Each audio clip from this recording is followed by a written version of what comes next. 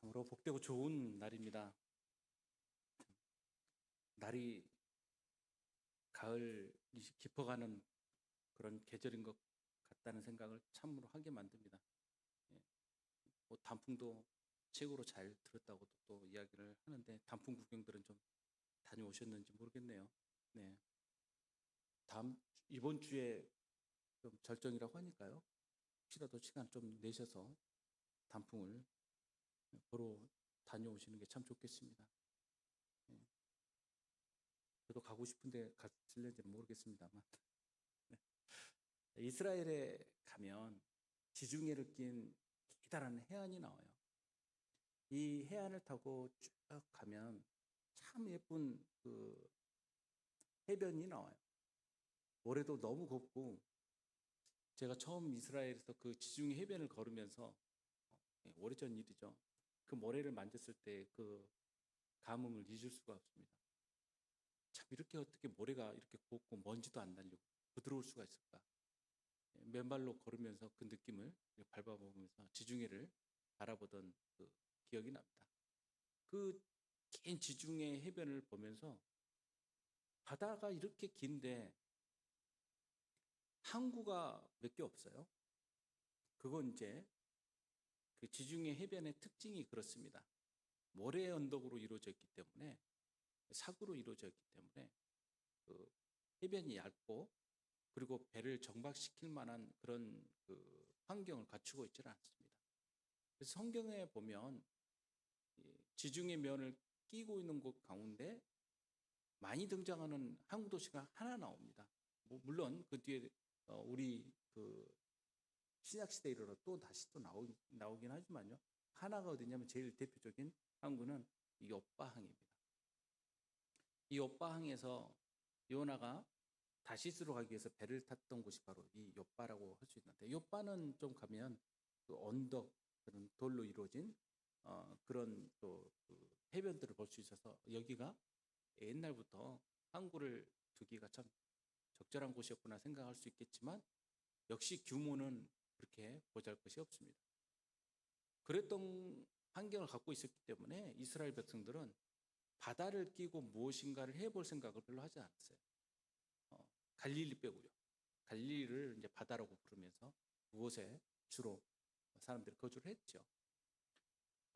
위쪽 페니키아 사람들과 달리 페니키아 사람들은 바다를 끼고 활동을 했고 그것 때문에 많은 교육과 또 경제 활동을 이루어냈죠.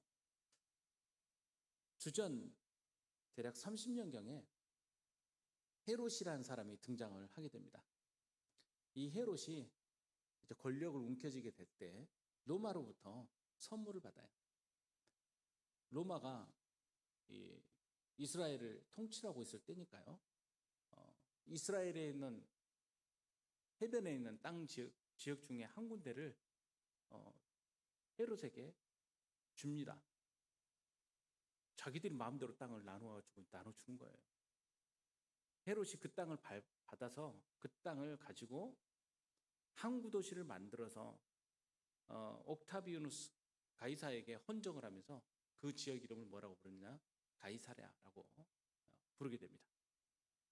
그래서 이 가이사랴가 헤롯이 만든 인공 항구 도시가 되는데 그 지역이 말씀드린 것처럼 모래로 지금도 가보면 모래 언덕이 황량하게 펼쳐져 있어요.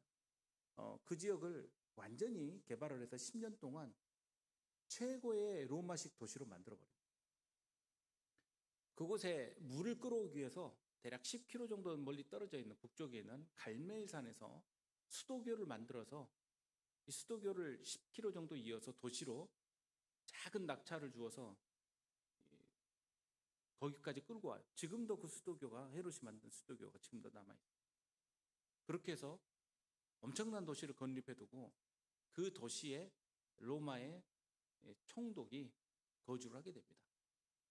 그래서 이스라엘, 즉 유다 지역을 같이 다스리는 로마의 행정 수도는 어디였냐면 예루살렘이 아니라 가이사랴였습니다.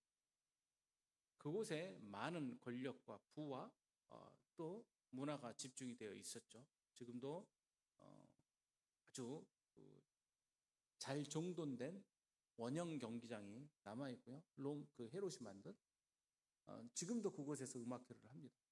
그리고 거기에 전차 경기장까지 딸려 있는 그 자리를 가보면 볼 수가 있어요. 이곳에서 바울이 전도여행을 갔다 들어오는 그 입항 기지로 여겼던 것이고, 3차 전도여행 끝에는 빌립의 집에 머물면서 예루살렘으로 올라가면 안 된다라는 예언을 들었던 장소가 그 자리죠. 그리고 그 예언을 들었던 것처럼 예루살렘에서 체포되어서 다시 가이사랴로 끌려오게 됩니다. 그 가이사랴, 여기에 고넬료라고 하는 사람이 있었는데 이달리아 부대라 하는 군대의 백부장이었습니다. 이 이달리아 군대의 백부장이라는 이 표현 때문에 학자들은 과연 이달리아에서 모집된 소집된 부대가 이곳에 주둔을 언제 했는지를 추적하면서 시대적 배경을 가지고 논쟁을 벌이기도 합니다만, 우리가 오늘 보려는 말씀의 주제와는 관련은 없습니다. 이 고넬료라는 사람은 그 표현에 나온 것처럼 로마의 백부장입니다. 백부장이라는 것은 100명의 로마 군대를 통솔하는 사람이라는 것을 우리가 상식적으로 알고 있죠. 이 100명의 군대 단위들이 6단위로 모이면 군단이 형성이 됩니다. 자, 그런 군단들이 예비 사단으로 아마 이 가이사랴에 머물러 있었던 것 같고, 학자들은 이 고넬료가 아마 퇴역 군인이 아닐까라고 그렇게 추측을 하기도 합니다. 그러냐면 가족들이 함께, 친척들과 가족들이 함께 머물러 있었기 때문에 그렇게 여기기도 합니다. 근데 이 사람의 특징이 일반적인 로마의 백부장이 아니고 경건한 사람으로 등장을 합니다. 그가 경건하여 온 지방과 더불어 하나님을 경외하며 백성을 많이 구제하고 하나님께 항상 기도하였다라고 나오고 있습니다. 여기서 경건하다라는 헬라어가 이 유세베스라는 단어입니다. 이 유세베스는 그 뒤에 보면 그 세보마이라는 헬라어 단어와 연관이 되는데 좋은 경배자라는 뜻이에요. 좋은 경배자. 즉, 잘 혼신된 사람, 이런 뜻도 담겨 있습니다. 그래서 이 경건하다는 뜻은 해석을 해보면 하나님을 알고 하나님을 섬기기로 결단한 이방인 가운데 아직 완전히 개종하지 않은 이들을 성경에서 표현할 때 경건한 사람이라고 표현해요. 그러면 이 완전히 입교한 사람은 분명하게 해석을 해요. 즉 사도행전 13장 43절에 보면 회당의 모임이 끝난 후에 유대인과 유대교에 입교한 경건한 사람들이라는 단어가 그 표현이 나와요. 바울이 비시디아 안디옥 쪽에 갔을 때 만난 사람들의 중에 함께 있는 사람들이 바로 이런 사람들이었습니다. 유대교에 입교한 경건한 사람들. 이방인 가운데 완전히 유대교에 입교한 사람들입니다. 그럼 무슨 차이가 있냐? 경건한 사람들과 입교한 사람들. 입교한 사람들은 할례까지 받은 사람들이에요. 이 사람들이 유대교에 입교한 사람. 경건한 사람들은 어떤 사람이냐면 할례는 받지 않고 유대교에서 요구하는 것들을 지켜가면서 하나님을 경외하는 사람들이 바로 이 사람들입니다. 그러니까 여기서 보면 이 할례라는 것이 완전한 그 하나님을 섬기는 데 있어서 어느 정도 장애물이 되고 있다는 것을 조금 볼 수가 있죠. 여기 나오는 고넬료는 완전히 입교한 사람은 아니고 하나님을 찾고 하나님을 갈급해하고 하나님을 경외하는 사람이었어요. 그래서 경외하다라는 것이 굉장히 중요하죠.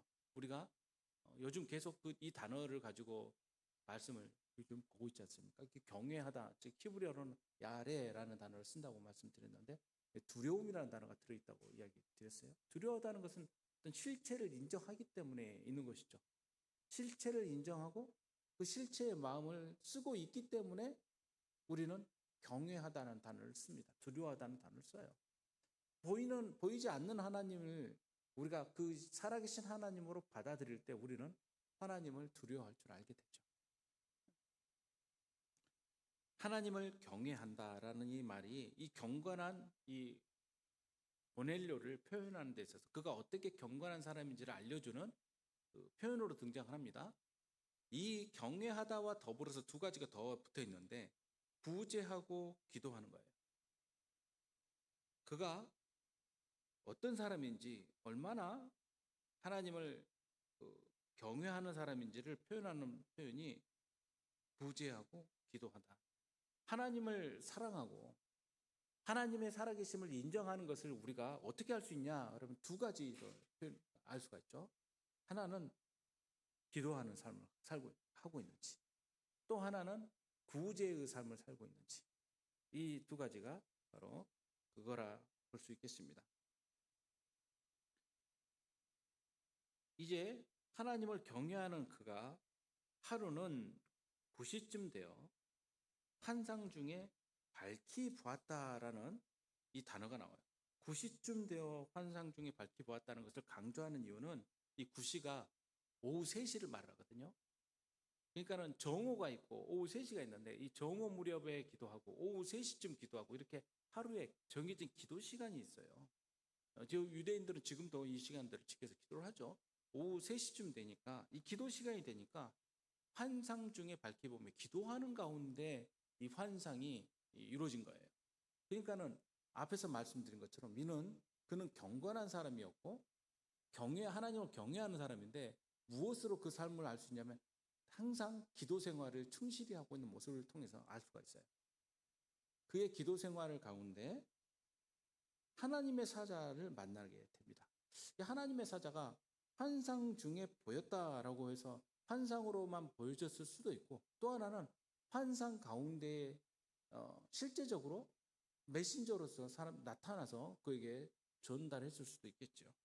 그리고 이름을 부릅니다. 고넬료야라고 이름을 부릅니다.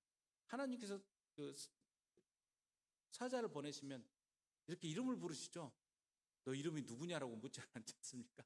예, 이름을 부르시지 않습니까? 그러면 구약 시대에 있어서 하나님을 만난 사람들의 대표적인 그 표현 응답은 뭡니까? 예, 제가 여기 있습니다라고 응답하는 거예요. 예, 근데 고넬료는 그런 방식이 아니라 아마 굉장히 당황했던 것 같습니다. 무슨 일로 찾으셨습니까? 이렇게 묻습니다. 그런데 무슨 일이십니까? 라고 묻는 거죠. 천사가 이르되 내 기도와 구제가 하나님 앞에 상달되어 기억하신 바가 되었다라고 이야기 나옵니다. 기도와 구제가 하나님 앞에 상달되었다. 이 구절을 보면서 어떤 생각을 하게 되십니까? 저는 무슨 생각이 되냐면요.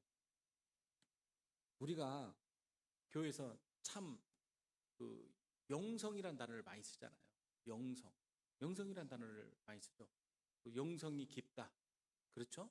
뭐 이런 이야기 많이 하지 않습니까? 성경에 보면 그런 영성이란 단어는 없죠. 영성이 깊다는 것은 믿음이 깊은 경우 이런 표현들을 많이 하죠. 믿음이 깊다, 신앙이 깊다. 이럴 때 영성이라는 단어도 많이 쓰죠. 신앙이 깊다. 그런데 이 신앙이 깊다라는 것을 성경에서 어떻게 표현하는지를 이 고넬료를 통해서 보여주고 있다라고 저는 생각을 합니다. 신앙이 깊은 사람은 어떤 사람인가? 바로 기도하는 삶을 살고 있는 사람이고 또 하나는 구제의 삶을 살고 있는 사람이죠. 이 두 가지가 이른바 신앙이 깊다라는 부분을 함께 결합시켜서 우리에게 보여주고 있습니다. 그러니 기도의 능력이 있는 사람이고 또 하나는 기도의 삶으로 그냥 점 찍고 끝나는 것이 아니라 그의 삶이 실천 가운데 하나님의 긍휼함을 항상 몸에 가득 담고 다니는 사람이라 할 수 있어요. 끊임없이 누군가에게 나누고 끊임없이 자기 문제에 매달리지 않고 누군가 다른 지체들의 어려움과 부족함을 돌보고 이런 삶을 사는 사람이 바로 신앙이 깊은 사람 이렇게 말할 수 있겠습니다. 그러니 우리가 우리의 신앙을 어떻게 깊게 하고 어떻게 하나님 앞에서 신앙을 성장시킬 수 있을까를 고민하게 된다면 이 두 가지 중요 포인트를 놓쳐서는 안 될 것입니다. 기도하는 삶, 구제하는 삶. 이 기도와 구제가 하나님 앞에 상달되었다라고 표현하고 있습니다. 상달되었다라는 헬러 아네베산이라는 이 헬라어는요, 무엇을 표현하는 거냐면요, 연기가 위로 올라가는 것, 이걸 표현하는 거예요. 연기가 위로 올라간다는 것은 뭘 말하냐면 하나님의 성전에서 하나님 앞에 제단에 그 향을 드릴 때 그 향이 올라가는 모습이에요. 상달되었다라는 뜻은 성막과 성전에 들어가면 가장 먼저 왼편에 바라보이는 오른편에 떡상이 있는 걸 보게 돼요. 그 떡상에는 그 12지파를 상징하는 그 떡상이 들어있고 하나님께 드리는 떡상이죠. 그 왼편에는 메노라로 상징되는 성령의 빛, 조명이 왼편에 있게 됩니다. 그리고 정면을 바라보면 향단이 있어요. 향단. 이 향단이 있는 그 위치에서 지성소가 분리가 됩니다. 그리고 지성소 안에 언약궤, 하나님의 언약궤가 있죠. 그 하나님의 언약궤를 뭐라고 성경에서 표현하죠? 하나님의 임재라고 말을 하죠. 그리고 그곳에서 속죄소라고 말을 하면서 그 자리에서 이스라엘의 모든 죄와 허물이 죄사함 받는 장소가 바로 이 속죄제가 있는 그 지성소라고 할 수 있겠습니다. 그 지성소 입구에서 향단이 그치지 않고 향이 피어서 위로 올라가게 돼 있어요. 그럼 뭘 표현하냐면 멈추지 않는 기도를 상징하죠. 하나님 앞에 이스라엘을 위해서 드려지는 멈추지 않는 기도. 그것이 바로 이 향단의 모습입니다. 거기에서 이 향이 올라갈 때 하나님께서 뭐라고 말씀하시냐면 성경에 보면 레위기 2장 2절에도 보면 많은 구절에서 나오지만 이 대표적으로 이 구절을 보면 아론의 자손 제사장들에게로 가져갈 것을 이야기하는데 제사장이 고운 가루 한 움큼, 기름 모든 유향을 가져다가 기념물이라는 것은 하나님 앞에 드려지는 것을 이야기하죠. 제단 위에서 불사를 지르니 이는 화제라 여호와께 향기로운 냄새니라. 이 향이 올라갈 때 하나님께서 기억하시고 응답하신다는 거예요. 하나님께 우리가 계속 하나님 앞에 나아갑니다. 하나님 앞에 기도드리고 있습니다라는 것을 이 향으로 표현을 하고 있는 거예요. 이 전통이 이 정교회랄지 아니면 그 사도적 전승을 따르는 교단들, 즉 로마 가톨릭이랄지 그리고 성공회랄지 이른바 이런 예배의 전통을 따르는 교회들 가운데 있는데 예배 시간에 보면 향을 피워서 이렇게 흔들면서 가는 모습을 볼 수가 있어요. 가끔 다큐멘터리 보거나 그 예배를 참석 안 하셔도 그런 모습을 보실 수가 있습니다. 이게 바로 기도의 향의 그 전통에 입각해서 나오는 거예요.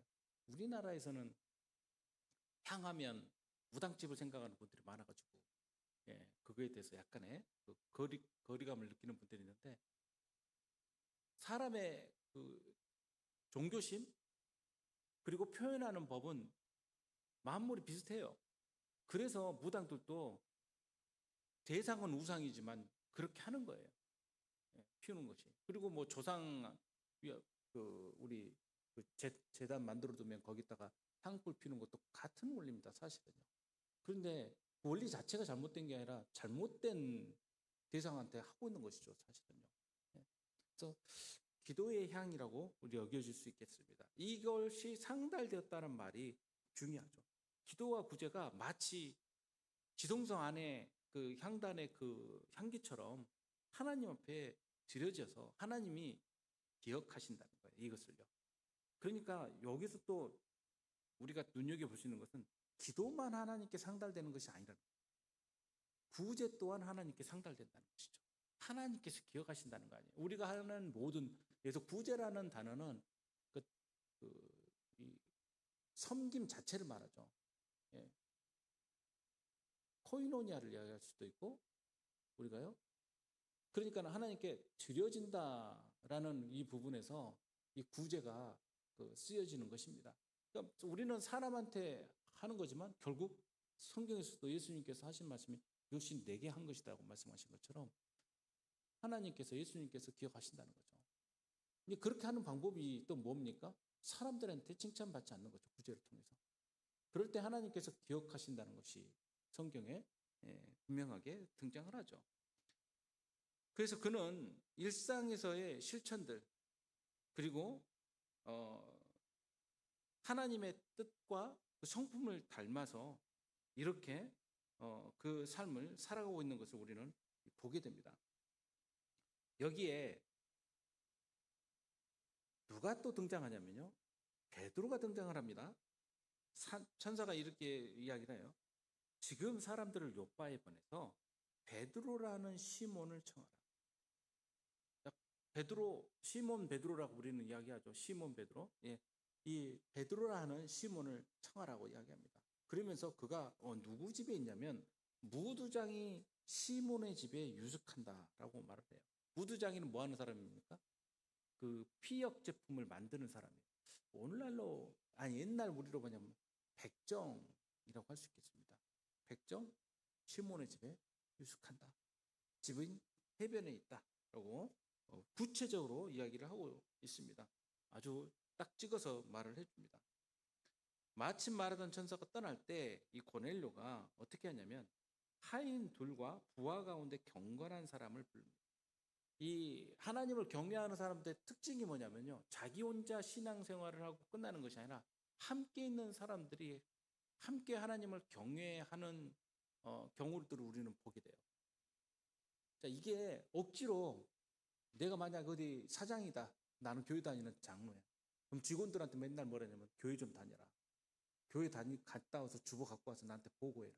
만약 이렇게 하면 직원들이 그 말 듣고 내 잘 다녀올랍니다, 그렇게 되겠습니까? 아마 그 노동부에 아마 신고 들어갈 겁니다.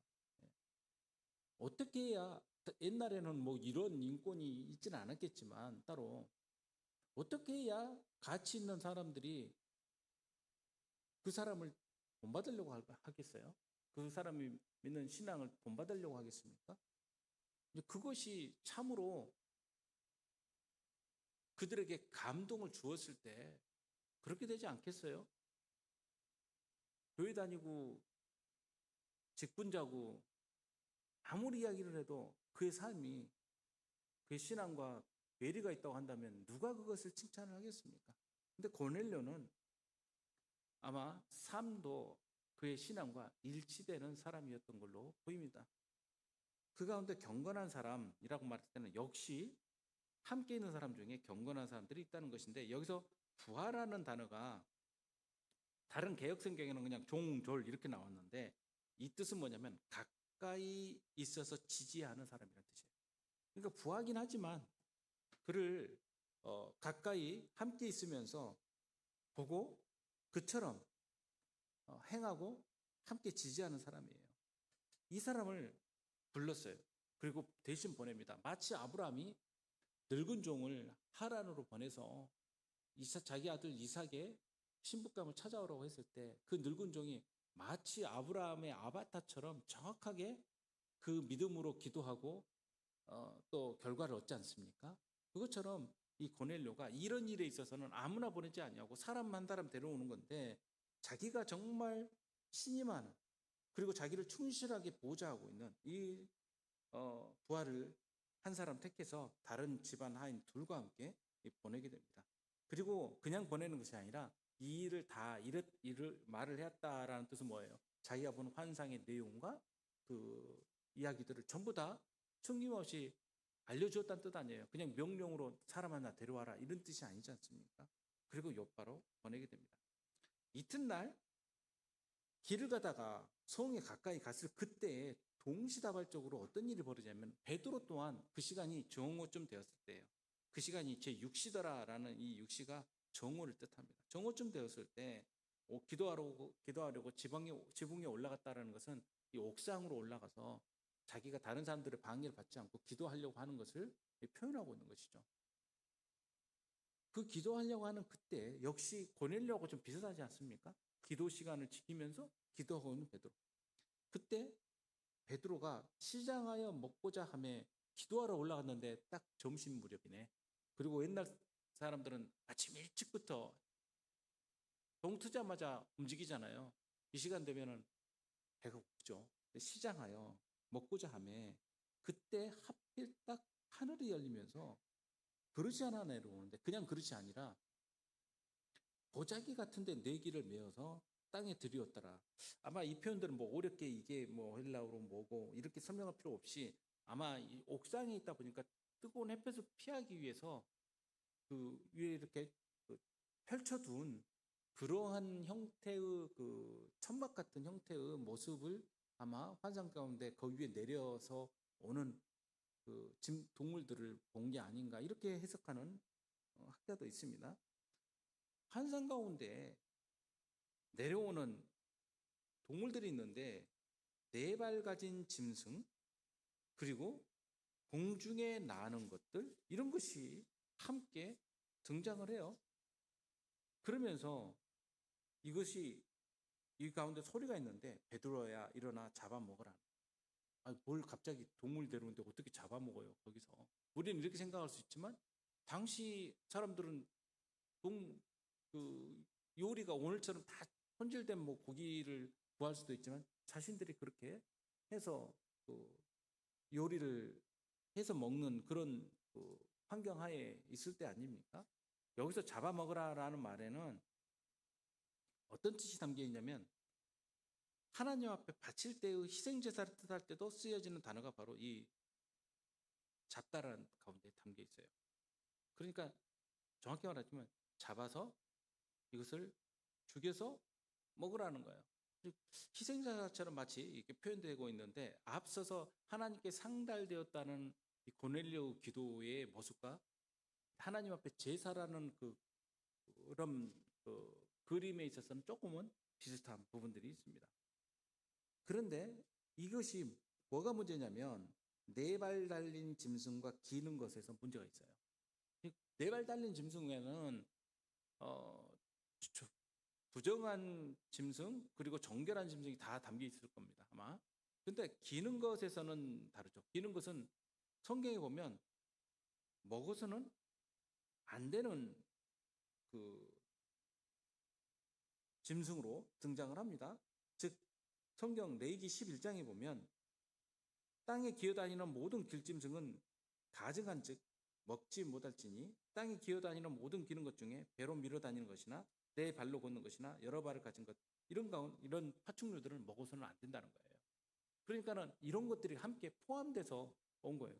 정결한 것도 있어요. 그 안에는 4발 단 짐승이라는 그 안에는. 그러나 부정한 것 하나님께서 먹지 말라고 하는 짐승들도 함께 포함되어 있는 것이죠. 이것이 내려오니까 베드로가 뭐라고 말합니까? 속되고 깨끗이 아니한 것을 내가 결코 먹지 아니합니다라고 이야기를 합니다.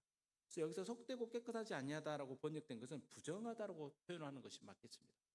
그러니까는 유대인으로서 하나님께서 허락하신 것 외에 다른 것들을 나는 취하지 않습니다는 뜻이에요. 그런데 연거푸서 다시 3번에 걸쳐서 이 소리와 함께 이 일이 일어납니다. 근데 재미있는 것은요. 재밌다고 제가 표현해서 그렇지만 베드로가 머물고 있는 집이 일단 문제예요. 사실은요. 먹는 것도 먹는 거지만 베드로는 무두장이 집 시몬의 집에 머물러 있는데 이 무두장의 집 자체가 부정한 장소예요. 사실은. 성경에 보면 여기 레위기 11장에 바로 제가 41절을 읽었는데 앞서서 39절 40절을 보면 뭐라고 나오냐면 너희가 먹을 만한 짐승이 죽을 때에 그 죽음을 만지는 자는 저녁까지 부정할 것이며 그것을 먹는 자는 옷을 빨 것이고 저녁까지 부정할 것이며 죽음을 옮기는 자도 옷을 빨 것이요 저녁까지 부정하리라. 이 피역 제품을 다루는 사람은 결국 어떤 사람이에요? 동물을 죽여서 가죽을 얻는 것 아니에요? 그리고 그것을 만지고 가공하는 사람 아니에요? 그곳에 함께 머무는 것 자체가 사실은 이미 부정과 관련이 있어요. 그런데 왜 이 집에 머물게 되었으며 왜 이 일이 벌어지게 되었는지 이제 설명이 나오는 것입니다. 그러니까 어느 선에서는 괜찮고 어느 선은 안 괜찮고 이것을 유대인들은 랍비들이 전승에 의해서 서로 결정하고 해석하면서 가르치는데 왜 이것을 하나님께서 말씀하셨을까? 왜 먹는 것을 그렇게 구별하였을까를 먼저 알아야 된다는 것이죠. 지금도 유대인들은 코셔라고 해서 정해진 정결한 음식 그 법에 의해서 조리되지 않냐면 절대 먹지는 않습니다. 아무리 맛있어 보여도 먹질 않고요. 절대 안 먹는 것들이 있는데 새우? 그다음 조개류? 이런 거 안 먹어요. 저는 같이 있으면 참 좋아요. 안 먹으니까 제 거잖아요. 옆에서. 예. 그다음 오징어 뭐 이런 거 안 먹습니다. 이 사람들. 예, 저는 이스라엘 있을 때 오징어 뺏긴 적도 있어요. 한국에서 마른 오징어 갖고. 자기들이 안 먹으면 안 먹지. 내 것을 뺏어가지고 가져가. 예, 못 먹은 적도 있고. 그러는데 이런 그 코셔의 목적이 이거예요. 레위기 11장에 나오는 것처럼 그 뒤에 45절에서 46, 47절에 이렇게 말씀합니다. 나는 너희의 하나님이라고 말씀하시면서 내가 거룩하니 너희도 몸을 구별하여 거룩하게 하고 라고 이야기합니다. 그러니까 하나님께서 거룩하시니까 너희들도 거룩해야 되는데 이 거룩의 방법이 뭐냐면 분별의 삶을 살아야 된다는 거예요. 그러니까는 이게 원칙이에요. 대원칙. 왜 율법을 주셨고 왜 먹는 것을 구별하게 하셨고 왜 옷 입는 거나 모든 행동에서 구별을 하게 만드셨냐면 이걸 통해서 불편하게 하신 거예요. 사실은. 불편해야 기억하게 되거든요. 예루살렘에 가면 지금도 남아있는 성전에 몇 가지 부분이 남아있는데 예루살렘 성전으로 올라가는 계단이 있어요. 계단을 가보면 계단이 우리식 계단으로 올라가기 편하고 딛기 편하게 딱딱 센치가 맞았고 이렇게 돼 있는 것이 아니라 높이 넓이가 각각 달라요. 계단이. 왜 그러겠습니까? 생각 없이 올라가지 못하게 하는 방법이에요. 이게 똑같으면 그냥 충청걸음으로 올라가거나 습관적으로 그걸 아니까 그냥 밟고 그냥 갈 수가 있잖아요.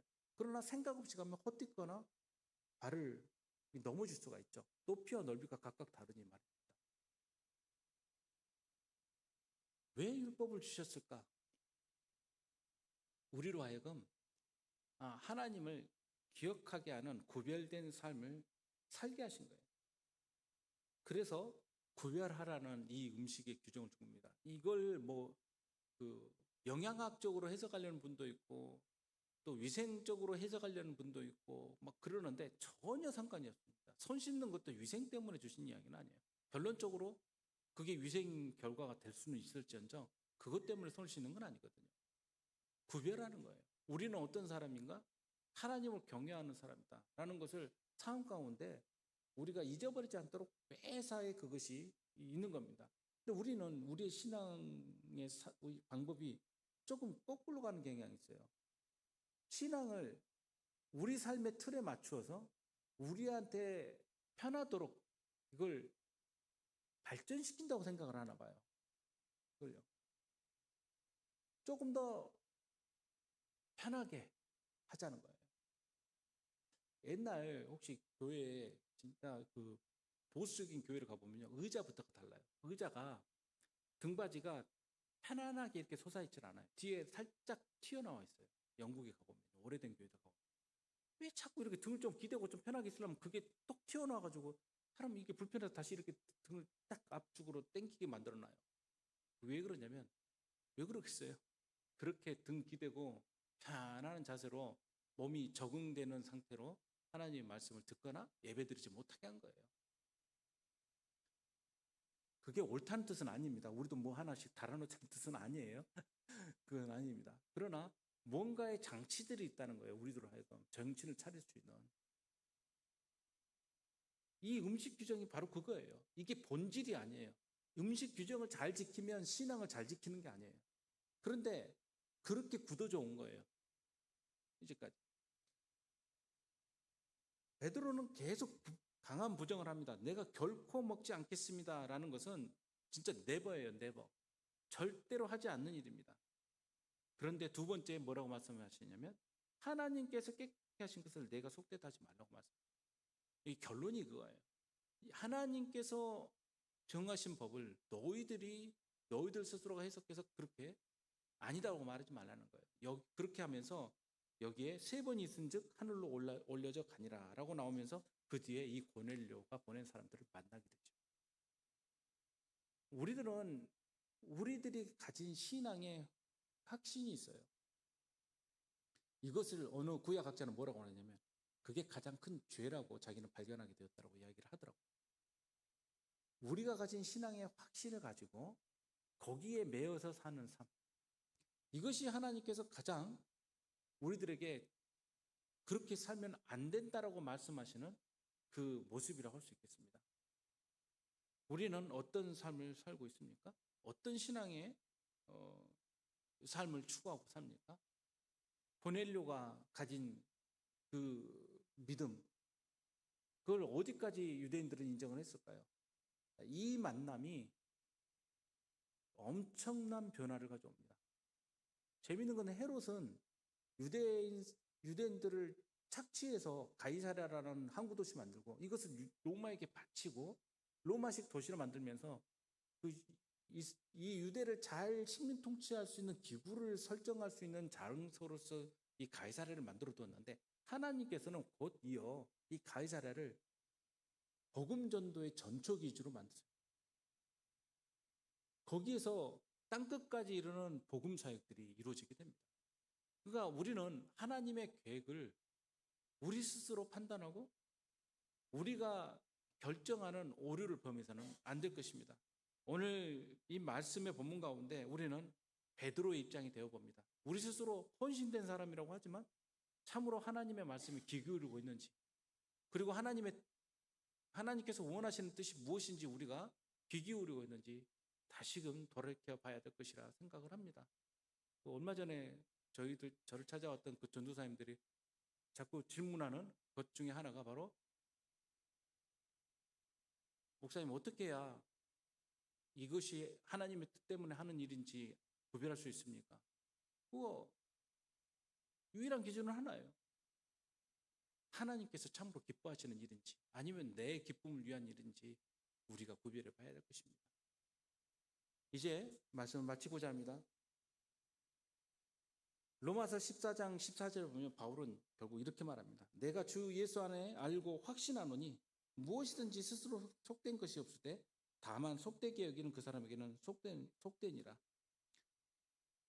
예수님께서 하셨던 이 말씀이, 예수님께서 또 주신 말씀이 베드로와 바울에게 영향을 주었는데 바울은 이렇게 고백을 했던 것이고 베드로는 깨닫게 되었을 것입니다. 예수님께서 마가복음에 보면 그렇게 말씀하시죠. 먹는 것이 우리를 더럽히는 것이 아니라 오히려 입에서 나오는 것이 더럽힌다라고 말씀하지 않습니까? 그때부터 이미 하나님의 본질적인 그 뜻을 알려주셨던 것입니다. 성도 여러분, 이제 우리의 삶을, 우리의 신앙을 한번 돌이켜 보십시오. 나는 어떤 기준을 가지고 우리의 신앙을 성장시키고 있는지, 내 기도의 삶은 어떤지, 내 구제의 삶은 어떤지, 또 내가 행하려는 모든 것들이 하나님의 기쁨에 맞춰 있는지 우리가 함께 점검해 봄으로써 하나님의 일꾼으로서 하나님께 기도가 응답받는 사람, 하나님의 자녀로서 우리가 세워질 수 있는 저와 여러분 되시기를 주님의 이름으로 축복합니다. 함께 기도하겠습니다.